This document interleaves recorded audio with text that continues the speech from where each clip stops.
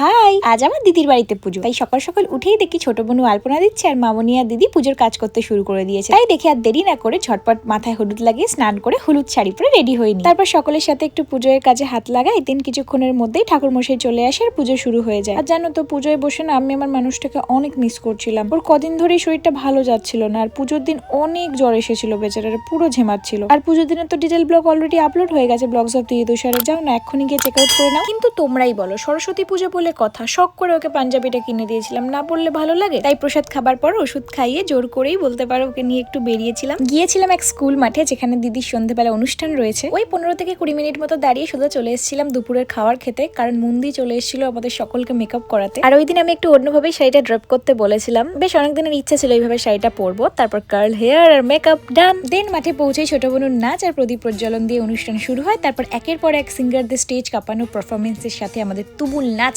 একদম মিস করো না দিদির ব্লগ, আমাদের ব্লগ দেখে আসো। আর আমি ভীষণই টায়ার্ড, তাই ঘুমাতে গেলাম।